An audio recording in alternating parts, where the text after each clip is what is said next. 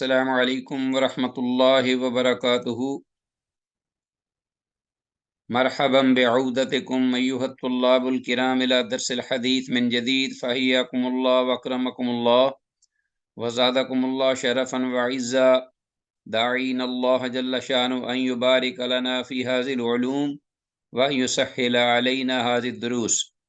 Rabbi इश्रह ली सदरी व यस्सिर ली अमरी वहलुल उक़दतम मिन लिसानी यफ़क़हू क़ौली। रब्बि यस्सिर वला तुअस्सिर वतम्मिम बिल खैर। रब्बि साहिल व यस्सिर वला तुअस्सिर अलैना या मुयस्सिर कुल्लि असीरिन। अज़ीज़ तलबा, बिहम्दिल्लाह व बिऔनी जल्ल व अला मिशकातुल मसाबिह के सिलसिला दुरूस का ये सबक नंबर 54 एपिसोड नंबर 54 है, जो आपके सामने रिटन मौजूद है। और अल्लाह के फ़ज़ल व करम से आज के सबक के हवाले से जो हमारे ज़ेर मुताला अहादीस हैं वो 3997 से 4009 ये हदीस हमारे ज़ेर मुताला हैं और हस्ब मामूल इंशाअल्लाह तर्जुमा पर ही फ़ोकस होगा और काबिल वज़ाहत अल्फाज की अल्लाह की तौफ़ीक से वज़ाहत होगी और हदीस की सनादी हैसियत उनकी निशानदेही भी की जाएगी। वमा तौफ़ीक़ुना इल्ला बिल्लाह। आते हैं असल अहादीस की नुसूस की जानिब बराह रास्त किताब से और देखते हैं कि हमारे पास किताबुल जिहाद के सिलसिले में जो अबवाब थे वो उनमें से ये जो हालिया बाब है इसमें कौन सी हदीस आज हमारे यहाँ ये ज़ेर मुताला है। ये हज़रत अबू हुरैरा रज़ी अल्लाह ताला अन्हु से ही हदीस मरवी है, मैं आपसे शेयर करता हूँ। ये किताबुल जिहाद के दिमन में ये हदीस है अज़ीज़ तलबा। और माल गनीमत की तकसीम और उसमें ख़यानत के ज़िक्र के बारे में ये अहादीस आ रही हैं कि ये किस कदर घिनौना जुर्म और कितना शरीयत की निगाह में ये कितना बाइसे ये सज़ा है कि अगर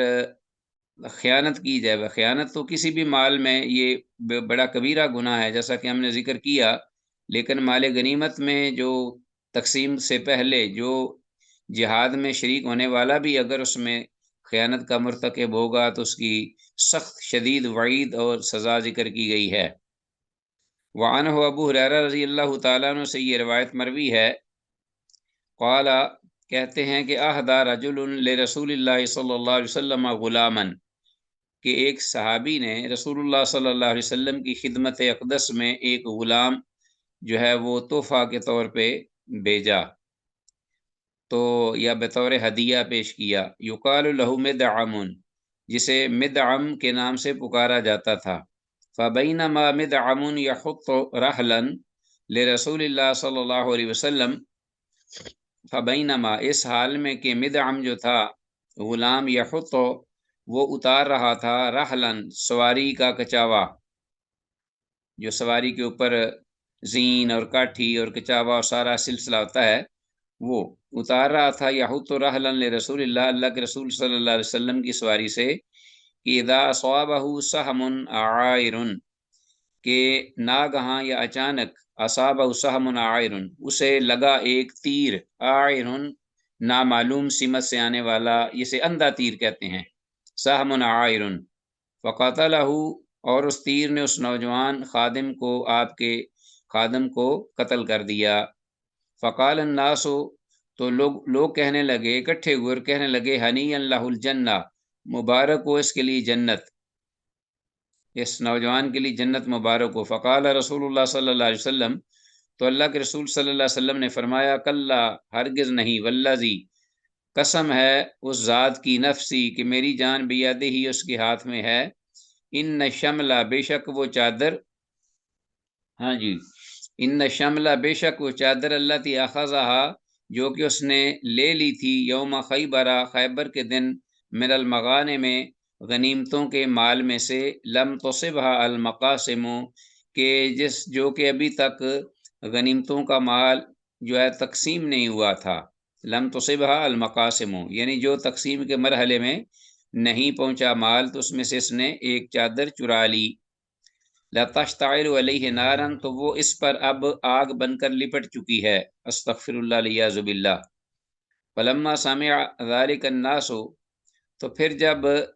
लोगों ने ये सुना आप सल्लल्लाहु अलैहि वसल्लम से جاء رجل بشراک او شراکین الی النبی صلی اللہ علیہ وسلم، تو اسی وقت آ گیا ایک آدمی ایک تسمہ یا دو تسمے لے کر اللہ کے نبی صلی اللہ علیہ وسلم کی خدمت میں، فقال، تو کہنے لگا شراکم، تو فقال، تو آپ صلی اللہ علیہ وسلم نے دیکھ کر فرمایا شراکم من نارن، کہ یہ تسمہ آگ میں سے تھا، او شراکان من نارن، یا یہ دو تسمے، جیسا کہ صحابی جو روایت کرنے والوں نے شک تھا کہ وہ آدمی ایک تسمہ لے کے آیا جوتے کا یا دو تسمے لے کے آیا، بے شراکن و شراکین،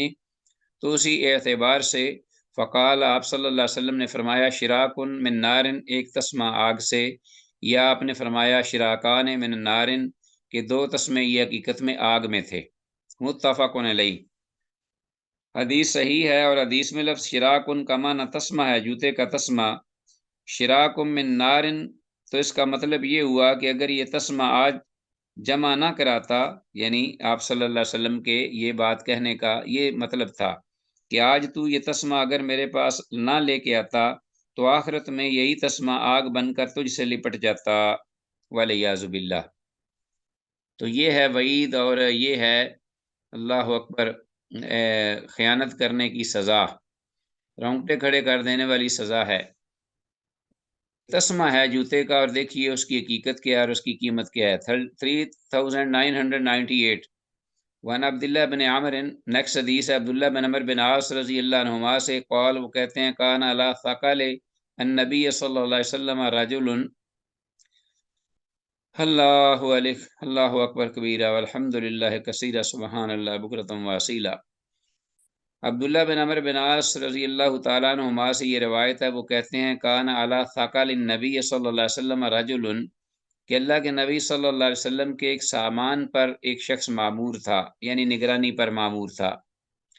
یقال لہو کرکرا، تو جس کو کرکرا کہا جاتا تھا، یعنی اسے کرکرا کے نام سے پکارا جاتا تھا، فماتا، تو وہ مر گیا، فقال رسول اللہ صلی اللہ علیہ وسلم،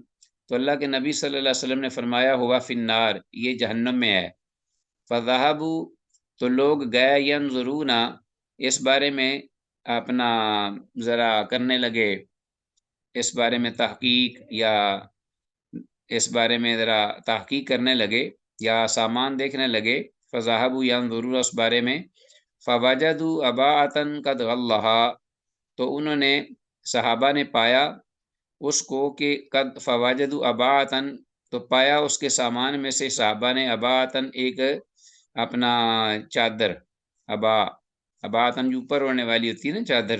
آدمی لپیٹ لیتا ہے اصل شلوار قمیض کے اوپر، بڑی چادر اباءۃ،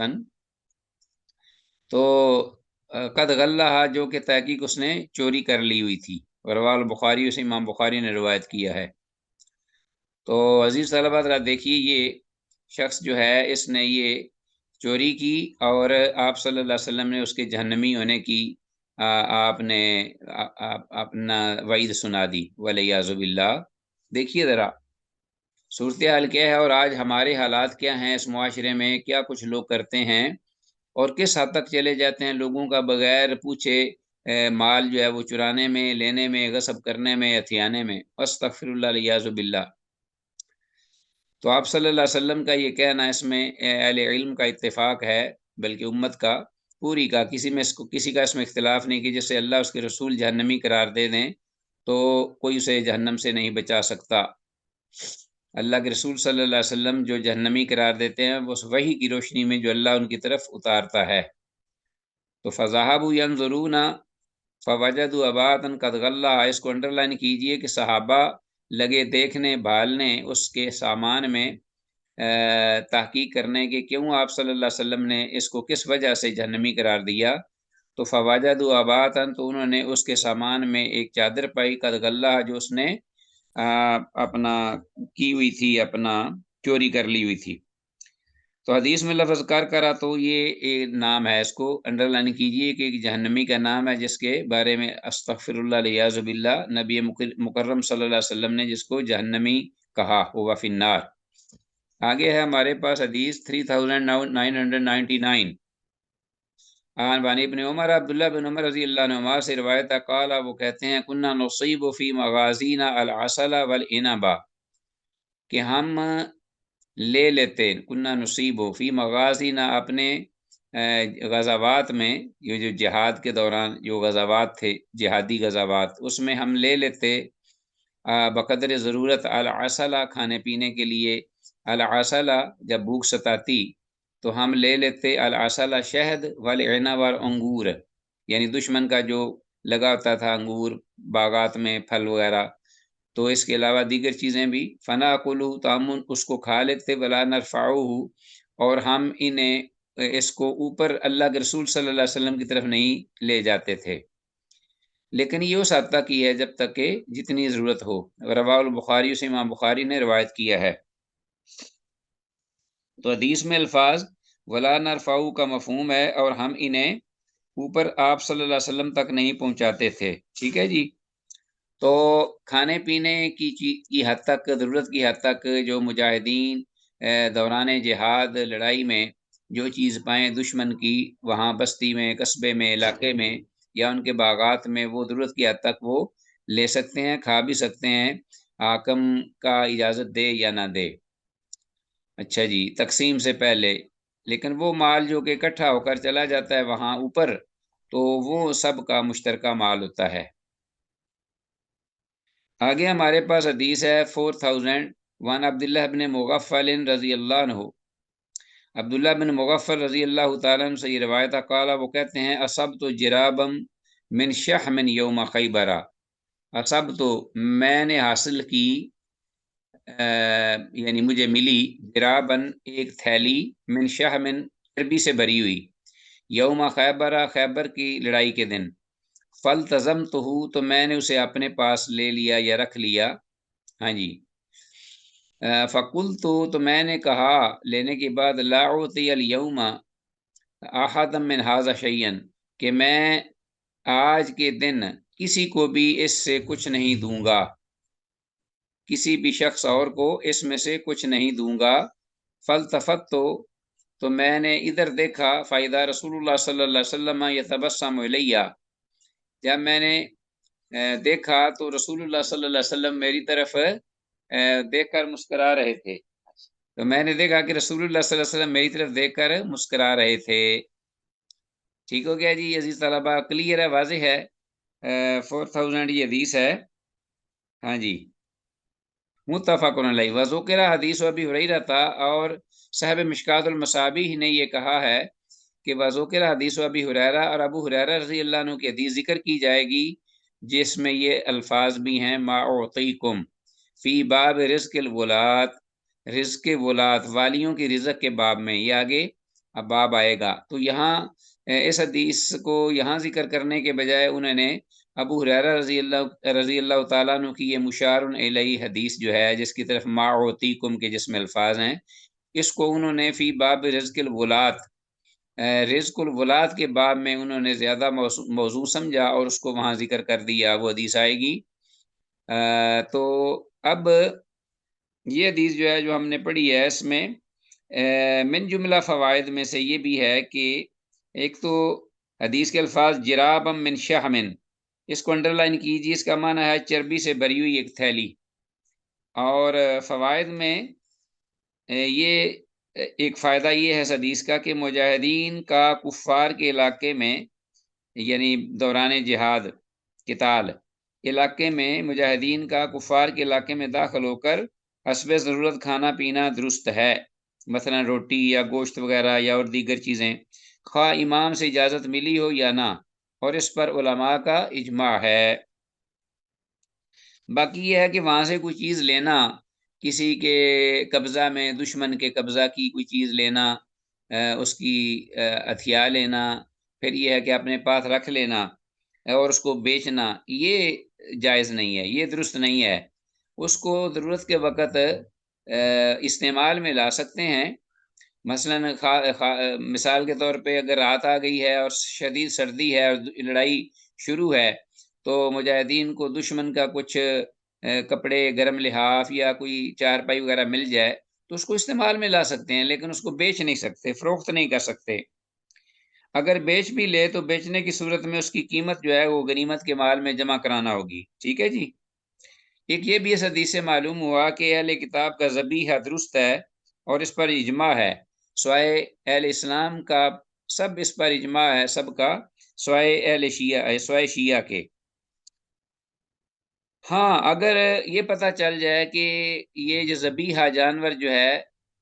جو حلال جانور ہے، اگر عیسائی یا یہودی نے اس کو ذبح کیا ہے کسی غیر اللہ کے نام پر، یا عیسائیوں نے سے یسوع مسیح علیہ السلام کے نام پر ذبح کیا ہے، یا کسی گرجا کے نام پر وہ وقف تھا، تو وہ حلال نہ ہوگا۔ جمہور اہل علم کا یہی قول ہے۔ اور عام حالات میں ان کا جو ذبیحہ ہے وہ کھایا جا سکتا ہے، لیکن اگر نشاندہی ہو جائے، پتہ چل جائے، تو پھر رک جانا چاہیے۔ وہ تو اگر مسلمان بھی اگر غیر اللہ کے نام پر ذبح کرے تو اس کا جو ہے ذبیحہ ہے وہ کھانا حرام ہے، صحیح نہیں ہے۔ الفصل الثانی، دوسری فصل ہے اس باب کی، اور یہ حدیث نمبر 4001 4001 ہے۔ ان ابی امامہ، ابو امامہ باہلی رضی اللہ تعالیٰ عنہ سے یہ روایت ہے، ان النبی صلی اللہ علیہ وسلم، وہ اللہ کے نبی صلی اللہ علیہ وسلم سے مرفوع بیان کرتے ہیں کہ قال، آپ نے فرمایا، ان اللہ فضلنی علی الانبیاء، کہ بے شک اللہ نے مجھے دیگر انبیاء علیہ السلام پر فضیلت دی، فضیلت بخشی۔ او قال، یا آپ نے یہ فرمایا، فضل امتی علی الامم، کہ میری امت کو اللہ نے دیگر امتوں پر یہ فضیلت دی، ٹھیک ہے جی، دیگر تمام امتوں پر۔ وَأَحَلَّ لَنَا الْغَنَائِمَ، اور اللہ جل شانہ نے ہمارے لیے غنائم یعنی غنیمتوں کے مال وہ جائز قرار دے دیے، حلال قرار دے دیے، ان کو استعمال میں لانا، ان کو کھانا۔ تو اس کا مطلب یہ ہوا، پہلے بھی ذکر ہو چکا ہے کہ دیگر پہلی امتیں جو تھیں گزشتہ، ان کے لیے جہاد کرنا تو اسی طرح تھا ضروری، اور اس میں اجر و ثواب بھی تھا، لیکن جو دشمن سے حاصل کردہ اموال تھے وہ ان کے لیے کھانا جائز نہیں تھے۔ روایت ترمذی، امام ترمذی نے روایت کیا ہے، حدیث کی سند صحیح ہے، اور باقی کلیئر ہے اس کا مفہوم۔ آگے آتے ہیں 4002 کی طرف، حدیث نمبر 4002 4002، وان انس بن مالک، انس بن مالک رضی اللہ تعالیٰ عنہ سے یہ روایت ہے، قال، وہ کہتے ہیں، قال رسول اللہ صلی اللہ علیہ وسلم، کہ اللہ کے رسول صلی اللہ علیہ وسلم نے ارشاد فرمایا، یومئذ، اس دن، یعنی وہ مراد لے رہے تھے یوم حنین، یعنی غزوہ حنین کے دن، جس دن کہ یہ حنین کی لڑائی لڑی گئی فتح مکہ کے بعد۔ آپ نے کیا فرمایا، من قتل کافرا، جس شخص نے کسی شخص کو کافر کو قتل کیا، فلہ صلبہ، تو اس کا مال و اسباب جو ہے اس کافر کی ملکیت میں جو تھا، اسلحہ یا دیگر مال، وہ اس قاتل کے لیے ہوگا، مجاہد کے لیے۔ فقتل ابو طلحہ یومئذ 20 رجلا، تو اس دن ابو طلحہ انصاری رضی اللہ تعالیٰ عنہ نے 20 کافروں کو جہنم واصل کیا۔ وَأَخَذَ أَسْلَابَهُمْ، اور ان کے جتنے بھی مال و متاع تھے، اسلحہ وغیرہ، وہ بھی انہوں نے لے لیے۔ رواہ الدارمی، سے امام دارمی نے روایت کیا ہے، اور یہ حدیث بھی سند کے اعتبار سے صحیح ہے، درست ہے۔ اور حدیث میں لفظ سالبن کا مطلب انڈر لائن کیجیے، جس کا معنی ہے کہ کافر سے ہتھیایا ہوا، چھینا ہوا مال یا اسباب، مال و اسباب۔ آگے ہمارے پاس حدیث نمبر 4030 4003، وان عوف بن مالک الاشجعی، سیدنا عوف بن مالک اشجعی رضی اللہ تعالی عنہ،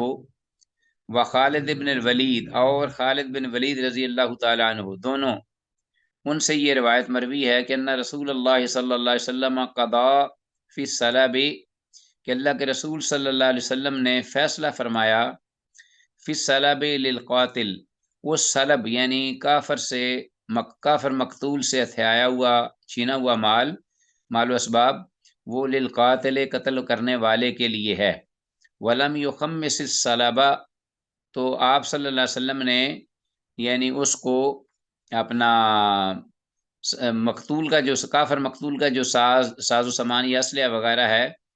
وہ اس میں سے خمس نہیں نکالا، یعنی 5واں حصہ، بلکہ پورے کا پورا اس کو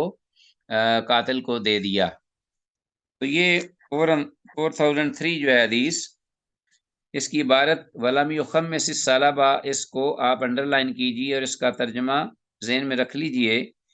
کہ اس کا معنی یہی ہے کہ آپ صلی اللہ علیہ وسلم نے مقتول کافر کے ساز و سامان سے خمس یعنی 5واں حصہ نکالا نہیں تھا۔ حدیث نیکسٹ ہے ہمارے پاس 4004 یعنی 4004 وان عبداللہ بن مسعود، عبداللہ بن مسعود رضی اللہ تعالیٰ عنہ سے یہ روایت مروی ہے، قال وہ کہتے ہیں کہ نفلانی رسول اللہ صلی اللہ علیہ وسلم، اللہ اکبر، یوم بدر سیف ابی جہل، کہ اللہ کے رسول صلی اللہ علیہ وسلم نے نفلانی زائد، میرے حصے سے زائد، نفلانی مجھے عطا فرمائی اللہ کے رسول صلی اللہ علیہ وسلم نے یوم بدر، بدر کے دن، سیف ابی جہل، ابو جہل کی تلوار، ابو جہل کی تلوار آپ نے مجھے اضافی عطا فرمائی، وکانا قتلہ، اور عبداللہ بن مسعود رضی اللہ تعالیٰ نے اس کو قتل کیا تھا۔ رواہ ابو داود، اسے حدیث کو امام ابو داود نے روایت کیا ہے۔ تو یہ حدیث جو ہے 4004، ہاں جی، اس کی جو اسناد یہ ہے وہ ضعیف ہے، یعنی سند منقطع ہے، اس لیے کہ سند میں ابو عبیدہ جو ہیں انہوں نے اپنے باپ سے سنا نہیں، تو وہ اپنے باپ سے روایت کر رہے ہیں یہ سند کے اندر۔ تو بہرحال اس حدیث کے ضمن میں یہ حدیث تو ضعیف ہے، بہرحال اس میں جو فائدہ یہ بھی ہے کہ ابو جہل کو 2 انصاری نوجوان لڑکوں نے قتل کیا تھا، یہ بات معروف ہے، اور سیدنا عبداللہ بن عباس، سیدنا عبداللہ بن مسعود رضی اللہ عنہ نے اسے قتل تو نہیں کیا، لیکن جب 2 انصاری نوجوانوں نے اس کو مار دیا، گرا دیا، تو عبداللہ بن مسعود رضی اللہ عنہ نے اس کا سر اتارا تھا۔ ٹھیک ہے جی، آگے بعد میں بھی اس بارے میں کچھ تفصیل آئے گی اس سلسلے میں۔ بہرحال سند کے اعتبار سے حدیث جو ہے ضعیف ہے، تو واقعہ ایسے ہی ہوا تھا، واللہ عالم۔ آگے ہمارے پاس حدیث ہے 4005 وان عمیر مولا ابی اللحم یا ابا اللحم، اللہ اکبر، یہ ابو اللحم جو تھے ان کے آزاد کردہ، یعنی ابا اللحم، ابو اللحم نہیں کہنا اس کو، ابا اللحم کہنا ہے، یہ پہلے بھی صحابی آئے تھے، ان کا نام ذکر ہوا تھا، بعض اسے ابو اللحم بھی بولتے ہیں اور بعض کہتے ہیں ابا اللحم، جنہوں نے گوشت کھانے سے انکار کر دیا، ابا اللحم، اس کی وجہ تسمیہ یہ ہے۔ تو عمیر جو ہے یہ ان کے آزاد کردہ غلام تھے، ٹھیک ہے جی، ابا اللحم کے، رضی اللہ تعالیٰ عنہ، ان سے یہ روایت ہے، قالا کہتے ہیں کہ شاہد تو خیبر مع سعادتی، کہ میں حاضر ہوا خیبر کے غزوہ خیبر کے موقع پر، مع سعادتی اپنے سرداروں کے ساتھ، آقاؤں اپنے مالکوں کے ساتھ، ٹھیک ہے جی، تو اس وقت وہ غلام تھے، تو فَكَلَّمُوا فِيَ رسول اللہ صلی اللہ علیہ وسلم، تو انہوں نے، یعنی میرے جو سادات تھے یا میرے جو مالک تھے، انہوں نے گفتگو کی، فَكَلَّمُوا فِيَ میرے بارے میں، رسول اللہ صلی اللہ علیہ وسلم، اللہ کے رسول صلی اللہ علیہ وسلم سے، وَكَلَّمُوهُ اور انہوں نے آپ صلی اللہ علیہ وسلم سے یہ بات بھی کی کہ انی مملوک، ان کے میں بے شک میں ابھی تک غلام ہوں، ٹھیک ہے، میں ایک غلام شخص ہوں۔ وان عمیر مولا ابی اللحم یا ابا اللحم، کہ عمیر رضی اللہ تعالیٰ عنہ جو کہ آزاد کردہ غلام تھے ابو یا ابا اللحم کے، قالا وہ کہتے ہیں، ان سے یہ روایت ہے، کہتے ہیں کہ شاہد تو خیبر مع سعادتی، کہ میں بھی غزوہ خیبر کے موقع پر حاضر ہوا اپنے آقاؤں یا سرداروں کے ساتھ، مالکوں کے ساتھ، فَكَلَّمُوا فِيَ رسول اللہ صلی اللہ علیہ وسلم، تو انہوں نے میرے بارے میں رسول اللہ صلی اللہ علیہ وسلم سے گفتگو کی، وَكَلَّمُوهُ اور یہ بھی انہوں نے آپ سے گفتگو کی کہ انی مملوک، ان کے میں غلام ہوں، کہ میں ایک غلام شخص ہوں، فامر علی، تو آپ صلی اللہ علیہ وسلم نے مجھے، میرے لیے یہ خاص حکم فرمایا، فامر علی کیا، کہ فَقُلِّدْتُ سَيْفًا، میں پہنایا گیا تلوار، مجھے تلوار پہنا دی گئی، ٹھیک ہے جی، فَإِذَا أَنَا أَجُرُّهُ تو پھر میں، جب کہ انا میں، اجرہ اس تلوار کو کھینچتا تھا، گھسیٹتا تھا، اجرہ کیونکہ تلوار لمبی تھی اور میں غالباً ان کا قد و قامت چھوٹا ہوگا، تلوار باری خاصی باری برکم تھی، تو فقلت تو صحیح فن تو کہتے ہیں کہ مجھے تلوار میرے گلے میں لٹکا دی گئی اور یا مجھے پہنا دی گئی، جیسے بھی جسم پر لاد دی گئی یا جبان دی گئی، جو بھی ہے، فقلت تو صحیح فن فائدہ انا جرہ، تو میں اس کو گھسیٹنے لگا نیچے، فامر علی بشیئن من خرثی المتاع، تو اللہ کے رسول صلی اللہ علیہ وسلم نے میرے لیے حکم دیا گھریلو سامان میں سے کچھ سامان کا میرے لیے حکم دیا، وعرضت علیہ رقیتاً، تو اس وقت میں نے آپ صلی اللہ علیہ وسلم پر ایک دم یا جھاڑ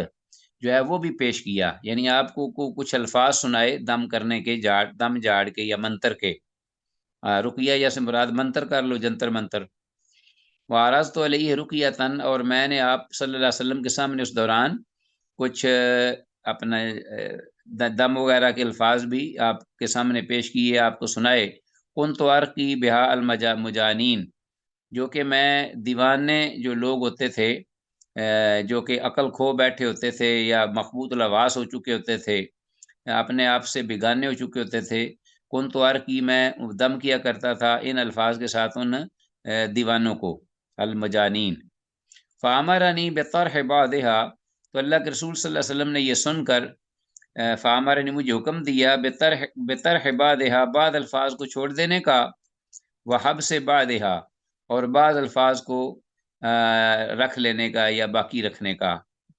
آپ نے حکم دیا، جو صحیح ہوں گے الفاظ آپ نے وہ ان کو حکم دیا کہ اس کو آپ پڑھ لیا کریں، رکھ لیں اپنے پاس، اور جو غیر شرعی ہوں گے ان کو آپ نے کہا کہ ان کو چھوڑ دو، ان کو ترک کر دو، ٹھیک ہے جی، اللہ اکبر۔ روایت ترمذی، اس حدیث کو امام ترمذی نے روایت کی ہے، وہ ابو داود، اور امام ابو داود نے بھی، الا ان روایتہ، مگر امام ابو داود کی جو روایت ہے وہ انتہت عند قولہ المتاع، یہ اس حدیث کے اس لفظ تک ہے، یعنی یہ جو ہے نا قولہ المتاع من خرثی المتاع، فامر علی بشیء من خرثی المتاع،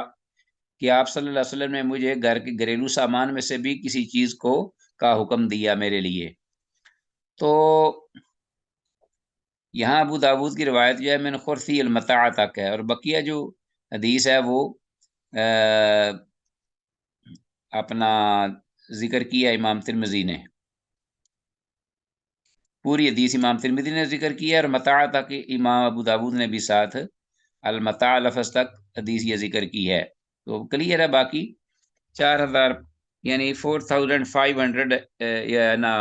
4005 4005 یہ حدیث ہے۔ اچھا جی، تو حدیث کی سند جو ہے صحیح ہے، یعنی حیثیت اس کی سنادی حیثیت ہے صحیح ہے، اور حدیث میں لفظ رقیہ جو ہے اس کو بھی ہم جھاڑ بمعنی دم، درود، جھاڑ، منتر، جو بھی اس وقت کہتے تھے، رقیہ کا معنی ہم تو دم ہی کہتے ہیں، اور اس وقت وہ منتر ہوتا تھا۔ اور یہ پہلے بات گزر چکی ہے، عزیز طلبہ کے غلام یا عورت اگر لشکر میں شریک ہوں، جہادی لشکر میں، تو انہیں حصہ نہیں ملے گا غنیمت کے مال میں سے، باقی انعام کے طور پہ اگر جو حاکم وقت ہے وہ جو اگر سمجھے مناسب تو اس کو کچھ عطا کر دے، تو یہ چونکہ یہ غلام تھا، یہ جو اپنا جس کا ذکر ہوا ہے، یعنی یہ جو عمیر تھے نا، یہ غلام تھے، تو اس لیے ایک تو ان کو تلوار لٹکائی گئی، حمائل کی گئی کہ ان تلوار کو اٹھائیں، اور دوسرا یہ کہ انہیں کچھ آپ صلی اللہ علیہ وسلم نے گھریلو سامان کی کچھ چیزیں بھی دینے کا حکم فرمایا کہ وہ بھی دے دیں ان کو، تو وہ آپ کا اپنی طرف سے ان کو نوازنا تھا، وگرنہ غنیمت کے مال میں سے ان کا حصہ کوئی نہیں، مخصوص کوئی نہیں ہے، جو کہ وہ خمس اور پانچواں اور پھر 4 حصوں میں مجاہدین کا حصہ، ایسا نہ عورت کا ہے نہ غلام کا ہے۔ آگے حدیث ہمارے پاس 4006، وان مجمع بن جاریہ رضی اللہ عنہ، مجمع بن جاریہ رضی اللہ تعالی عنہ سے یہ روایت مروی ہے، قال، وہ کہتے ہیں، قسمت خیبر علی اہل الحدیبیہ، کہ قسمت خیبر کی کا مال غنیمت جو ہے وہ تقسیم کیا گیا اہل حدیبیہ پر، ادیبیہ جو کہ صلح ادیبیہ ہوئی اور اس میں کم و بیش 1400 صحابہ جو ہیں وہ شریک ہوئے تھے، اور بعض روایات میں 1500 کا بھی ذکر ہے، کم و بیش اور بھی ذکر ہوئے ہیں، تو 1400 بہرحال یہ تو تھے ہی، تو ان پر یہ تقسیم کیا گیا خیبر کا مال غنیمت۔ فقسم رسول اللہ صلی اللہ علیہ وسلم 18 سہمن، تو آپ صلی اللہ علیہ وسلم نے اس پورے مال کے 18 حصے کیے، 18 سہمن حصے کیے آپ نے اس مال کے۔ وکان الجیش الفن و خمسہ میتن، اور کان الجیش، اور جو لشکر تھا وہ کتنا تھا، الفن و خمس میا، 1500، 1500، 1500 صحابہ کرام رضوان اللہ علیہ مجمعین تھے۔ وکان الجیش الفن و خمسہ میتن فیہم 300 فارس، جس میں 300 گھڑ سوار تھے۔ فآتا الفارس سہمین، تو آپ صلی اللہ علیہ وسلم نے ہر جو شاہ سوار تھا گھوڑ سوار اس کو 2 حصے دیے اس غنیمت کے مال میں سے، والراجلہ، اور پیادہ کو جو پیدل تھا بغیر سواری کے، بغیر گھوڑے کے، سہمن، اس کو 1 حصہ دیا، جیسا کہ پہلے بھی ذکر ہوا ہے کہ سوار جو ہوگا اس کو 1 حصہ جو ہے وہ پہلے، بلکہ دو سوار کے ہوں گے، 1 اس کا اپنا ہوگا، 3۔ یہاں یہ ہے کہ سہمین نے 2 گھوڑ سوار کے، جو گھوڑ سوار تھا اس کو 2 حصے دیے، والراجلہ، اور پیدل پیادہ کو 1 حصہ دیا۔ رواہ ابو داؤد، سے امام ابو داؤد نے روایت کیا ہے۔ وقال، اور یہ بھی فرمایا ہے امام ابو داؤد رحمہ اللہ نے حدیث بیان کر کے کہ حدیث ابن عمر اصح والعمل علیہ، جو گزشتہ حدیث عبداللہ بن عمر رضی اللہ عنہما کی گزری ہے وہ زیادہ صحیح ہے اور اسی پر ہی عمل ہے۔ وَأَتَى الْوَهْمُ فِي حدیث مجمع، یہ جی مجمع نہیں ہے، مجمع ہے، مجمع بن جاریہ، اس کو ذہن میں رکھیے گا۔ وَأَتَى الْوَهْمُ فِي حدیث مجمع أَنَّهُ قال 300 فارس، اور امام ابو داؤد رحمہ اللہ نے عبداللہ بن عمر رضی اللہ عنہما کی حدیث کو زیادہ صحیح قرار دیا ہے اس حدیث کی نسبت، جیسا یہ حدیث جو ہے یہ سند کے اعتبار سے کمزور ہے، ضعیف ہے، اور یہ فرمایا ہے کہ مجمع بن جاریہ کی یہ حدیث جو ہے جس کو ہم پڑھ رہے ہیں، انہ قال 300 فارس، جس میں 300 گھڑ سوار کا ذکر ہے، وانما کانوا 200 فارسن، کہ یہ 200 گھڑ سوار تھے، 300 نہیں تھے بلکہ 200 گھڑ سوار تھے، اور یہ حدیث جو ہے یہ صحیح نہیں ہے، اگرچہ بعد نے اس کو صحیح بھی کہا ہے، حسن درجے کی کہا ہے، لیکن زیادہ محسوس یہی ہوتا ہے واللہ عالم کہ یہ سند کے اعتبار سے صحیح نہیں ہے، ٹھیک ہے نا جی۔ اور حدیث کی سند کے بارے میں اختلاف واقع ہوا، جیسا کہ میں نے کہا اس حدیث کے بارے میں، بعض نے اسے ضعیف جبکہ بعض دیگر اہل تحقیق نے اسے سند کے لحاظ سے حسن قرار دیا ہے، واللہ عالم۔ امام ابو داؤد رحمہ اللہ کے قول کے مطابق ہی یہ تقسیم ٹھیک بنتی ہے، کیونکہ یہ حدیث ضعیف ہے،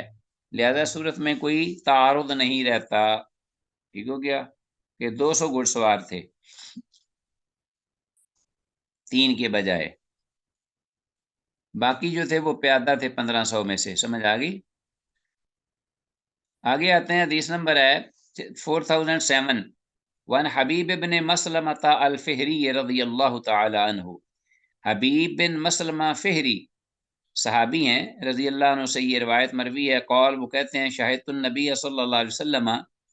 میں حاضر ہوا اللہ کے نبی صلی اللہ علیہ وسلم کے ساتھ غزوہ میں، ٹھیک ہو گیا جی، اللہ اکبر۔ تو شاہد النبی صلی اللہ علیہ وسلم نفل الربع فی البداعۃ، کہ آپ صلی اللہ علیہ وسلم نے الربع چوتھائی دیا، الربع چوتھائی، 1/4 مال غنیمت میں سے چوتھائی دیا، زائد فی البداعۃ ابتدا میں، شروع میں لڑنے والوں کو اللہ کے رسول صلی اللہ علیہ وسلم نے چوتھائی جو ہے نا وہ زائد دے دیا حصہ،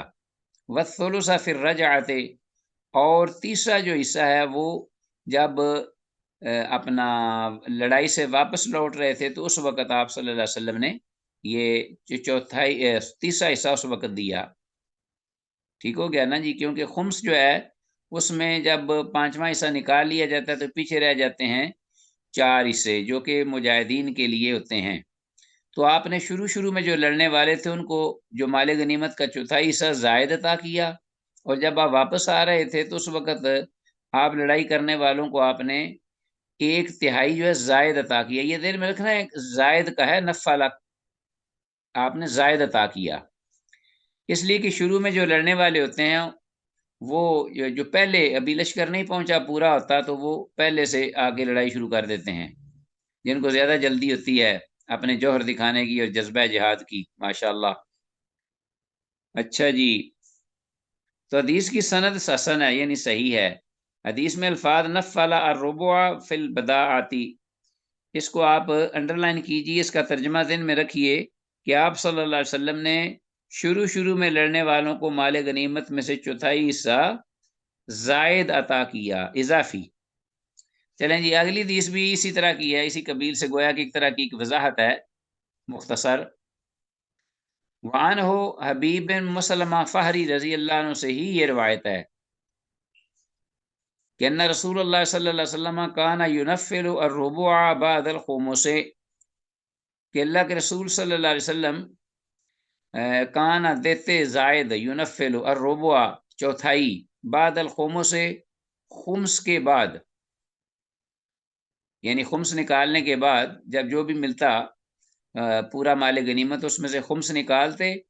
اور باقی جو 4 رہ جاتے اس میں سے چوتھا جو ہے وہ خمس نکالنے کے بعد دیتے، والثلث بعد الخمس، اور 1/3 جو ہے تیسرا حصہ، 1/3 حصہ اضافی طور پر، والثلث بعد الخمس خمس کے بعد اضافی طور پر دیتے۔ اسی طرح کانا ینفل الثلث، یہ پیچھے عطف آ رہا ہے، کانا ینفل الربع بعد الخمس و ینفل الثلث بعد الخمس، اور اس طرح 1/3 جو ہے وہ دیتے خمس دینے کے بعد، خمس نکالنے کے بعد، اذا قافلہ جب آپ واپس لوٹتے جہاد سے گھروں کی جانب، کو اس کا وہی تعلق ہے پہلے حدیث کے ساتھ، اور ابھی بھی ایک ہے۔ تو حدیث میں الفاظ جو ہے نا اذا قافلہ، اس کو انڈر لائن کیجیے، اس کا مطلب ہے جب جہاد سے واپس لوٹتے، گھروں کو جا رہے ہوتے تو اس وقت آپ یہ فرق کیا کرتے۔ حدیث صحیح ہے، اور یہ حدیث پہلی حدیث کا ہی ایک حصہ یا ایک اعتبار سے قدر وضاحت ہے۔ چلیں جی آگے عزیز طلبہ، ہمارے آج کے سبق کی پہلے یہ آخری لاسٹ حدیث ہے اسی باب سے، حدیث 4009، وعن ابی الجویریہ الجرمی، ابو جویریہ جرمی رضی اللہ عنہ، یہ صحابی ہیں، سے یہ مروی حدیث، قال، وہ کہتے ہیں، اصبت بارض الروم جرۃ حمراء، کہ مجھے ملا، یعنی اصبت تو میں نے پایا یا ملا مجھے، بارض الروم سرزمین روم کی سرزمین میں، جرۃ حمراء ایک سرخ رنگ کا مٹکا گڑا میں نے پایا، ففیہا دنانیر، کہ جس میں سونے کے سکے تھے، دنانیر، دینار سونے کا، گولڈ کا جو ہے نا سکہ آج کل بھی موجود ہے، اور درہم جو ہوتا ہے وہ چاندی کا ہوتا تھا، سلور کا۔ فیہا دنانیر فی امرات معاویہ، امیر معاویہ رضی اللہ تعالیٰ عنہ کی عہد امارت میں، امیر معاویہ رضی اللہ تعالیٰ عنہ کے جو دور امارت یا اپنا آپ کی حکومت کے دور میں، یہ مجھے ملا جہاد کے دوران، لڑائی ہو رہی تھی عیسائیوں کے ساتھ یا غیر مسلموں کے ساتھ جو بھی تھے، روم کی زمین میں، روم کی سرزمین میں مجھے ملا کیا، ایک سرخ رنگ کا مٹکا، جرۃ حمراء فی دنانیر فی امرت معاویہ، سیدنا معاویہ رضی اللہ عنہ کے عہد حکومت میں یا عہد امارت میں، وعلینا رجل من اصحاب رسول اللہ صلی اللہ علیہ وسلم من بنی سلیم، اور اس وقت ہم پر جو قائد تھے، سردار یا ہمارے امیر، جو کہ جہاد میں ہمیں لیڈ کر رہے تھے، وعلینا، اور ہم پر تھے، متعین رجل، ایک صاحب، من اصحاب رسول اللہ، رسول اللہ صلی اللہ علیہ وسلم کے صحابہ میں سے، من بنی سلیمن، بنو سلیم قبیلے سے تھے، یقال له معن بن یزید، جنہیں معن بن یزید کہا جاتا تھا، یعنی ان کا نام تھا، وہ ہم پر اس وقت نگران یا ہمارے قائد تھے۔ فاتحیت بہا، تو میں اس جو مٹکے میں جو بھی اپنے سکے تھے یا جو بھی مال و متاع تھا وہ میں اس کو لے آیا ان کے پاس۔ ظاہر ہے وہ ہمارے بڑے لیڈر تھے اس وقت، قائد تھے، اچھا جی، اور امیر تھے۔ فقسمها بین المسلمین، تو انہوں نے اس کو تقسیم کیا مسلمانوں کے درمیان۔ وَأَعْطَانِي مِنْهَا مِثْلَ مَا أَعْطَى رَجُلًا مِّنْهُمْ، اور مجھے بھی اسی قدر ہی دیا اس میں سے جو دینار ملے تھے یا خزانہ، مثل ما أعطى رجلا، اسی مثل دیے مجھے بھی جو آپ نے دیے، یعنی معن بن یزید رضی اللہ عنہ نے ان میں سے ہر آدمی کو جتنے دیے مجھے بھی اسی قدر ہی اس میں سے حصہ دیا۔ ثم قال، پھر فرمایا لولا انی سمعت رسول اللہ صلی اللہ علیہ وسلم یقول، کہ اگر میں نے یہ رسول اللہ صلی اللہ علیہ وسلم سے نہ سنا ہوتا کہ آپ فرما رہے تھے لا نفل الا بعد الخمس، کہ زائد مال نہیں دیا جا سکتا مگر خمس کے بعد ہی، یعنی جیسے اوپر حدیثیں آئی ہیں خمس نکالنے کے بعد ہی مال غنیمت میں سے زائد مال یہ ہے وہ دیا جا سکتا ہے، تو لا نفل الا بعد الخمس، تو لا آتیتو کا تو میں تجھے بھی دے دیتا۔ تو اصل میں کیوں نہیں آپ نے دیا؟ آپ خمس نکال کے دے دیتے، تو کیوں نہیں کیا انہوں نے ایسے؟ آپ کے دل میں بات آ گئی ہوگی۔ رواہ ابو داؤد، سے امام ابو داؤد نے روایت کیا ہے، اس لیے کہ حدیث کی سند تو صحیح ہے، حدیث کی سند بھی صحیح ہے، اور حدیث میں الفاظ جرۃ حمراء، اس کو انڈر لائن کیجئے، سرخ رنگ کا مٹکا یا گڑا، اس لیے کہ یہ بات واضح ہے، پہلے بھی ہم ذکر کر چکے ہیں کہ خمس مال غنیمت سے نکالا جاتا ہے، اور مال غنیمت، غنیمت اسے کہتے ہیں وہ مال جو کہ دشمنوں سے لڑائی کے بعد مڈ بھیڑ قتال کے ساتھ، قتال کے بعد ملے۔ تو جب کہ یہاں یہ مال فے تھا جو کہ ایک انہیں ملا تھا ان کی زمین سے ایک خزانے کی شکل میں، تو یہ مال غنیمت نہیں بلکہ مال فے ہے، جو کہ پورے کا پورا اپنا بیت المال میں سارے مسلمانوں کا حصہ ہوتا ہے، وہاں جمع کرا دیا جاتا ہے۔ تو اس میں سے سرے سے خمس تھا ہی نہیں، لہذا اس میں سے نفل یعنی زیادہ بھی دینے کی کوئی بات نہیں تھی، نہ زیادہ انہوں نے دیا، بلکہ انہوں نے سب پر برابر کا تقسیم کر دیا۔ لو جس کے ساتھ ہی عزیز طلبہ آج کا ہمارا اللہ کے فضل و کرم سے یہ لیسن اختتام پذیر ہوا، اس دعا کے ساتھ کہ جو کچھ کہا سنا ہے اللہ اس پہ عمل کی توفیق دے، اور کل تک کے لیے اجازت، انشاءاللہ ملاقات ہوگی۔ وإلی اللقاء، ھذا ما عندی واللہ اعلم وأعلم بالصواب، وإلی اللقاء، والسلام علیکم ورحمۃ اللہ وبرکاتہ۔